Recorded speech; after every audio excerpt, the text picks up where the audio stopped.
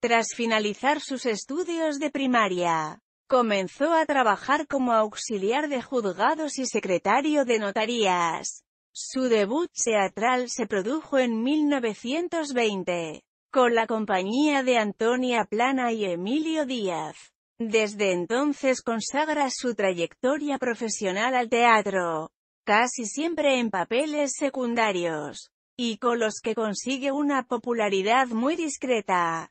Especializado en comedia, interpreta obras de Carlos Arniches, Pedro Muñoz Seca o los hermanos Álvarez Quintero. A principios de los años 20 se integra en la compañía de Loreto Prado y Enrique Chicote, donde conoce a la que sería su esposa durante 45 años, Consuelo Cisneros, con la que contrae matrimonio en 1922. Tras pasar por el Teatro de la Comedia, 1931 a 1936, finalizada la Guerra Civil Española, continuaría su carrera teatral junto a cómicos como Manolo Gómez Burizori, Santos y Codeso. En cine debutó tarde, a la edad de 58 años, con La Copla Andaluza, 1959. Y rodó más de 40 películas,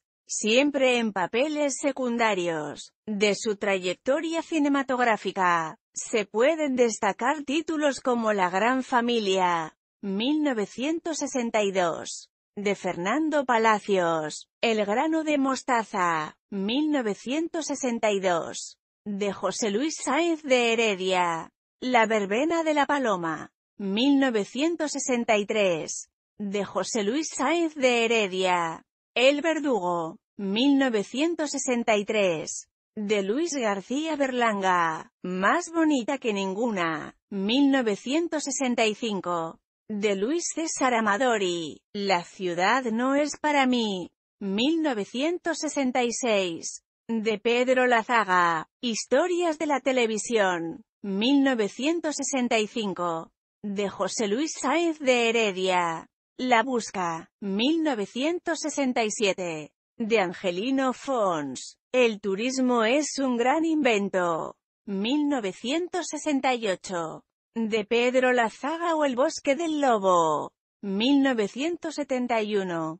De Pedro Olea, presente en televisión española desde los primeros tiempos del Paseo de la Habana.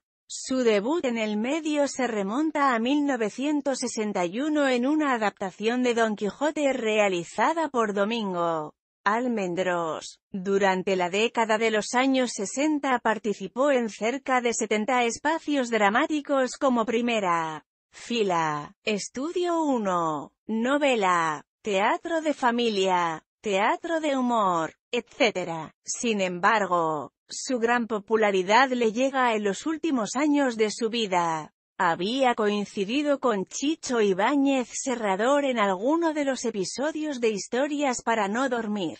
Y cuando en 1972 el director puso en marcha su famosísimo concurso 1, 2, 3, responda otra vez, se acordó de Valentín Tornos para interpretar el papel de Don Cicuta, un viejo cascarrabias, procedente del imaginario pueblo de Tacañón del Todo, ataviado con un oscuro traje de enterrador decimonónico, y que encarna lo peor de una España profunda y gris que empezaba a superarse en aquellos años. Don Cicuta es avaro, pedante y puritano. La pretensión del personaje no era otra que caricaturizar la censura todavía presente en aquellos últimos años de la dictadura franquista. El personaje convirtió a Valentín Tornos en un auténtico fenómeno sociológico.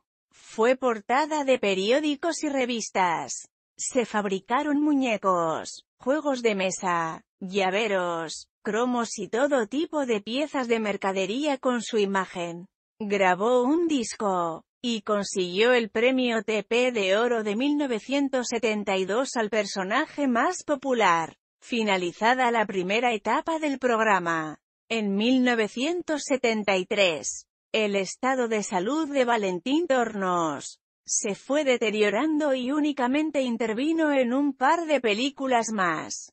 Don Quijote cabalga de nuevo, 1973. Y las correrías del vizconde de Arnau, 1974. Al comenzar la segunda etapa de 1, 2, 3, el 19 de marzo de 1976. Valentín Tornos, postrado en una silla de ruedas a causa de una trombosis cerebral, no pudo asumir de nuevo el papel que le había convertido en una auténtica celebridad en España y solo intervino en aquel programa para anunciar la llegada de sus sustitutos procedentes de Tacañón. Del Todo, el profesor Lápiz, Don Rácano y Don Estrecho, interpretados respectivamente por Pedro Simpson, Francisco Cecilio y Juan Tamariz. Valentín Tornos fallecería tan solo 6 meses después en su domicilio de la calle Camarena, del madrileño barrio de Aluche.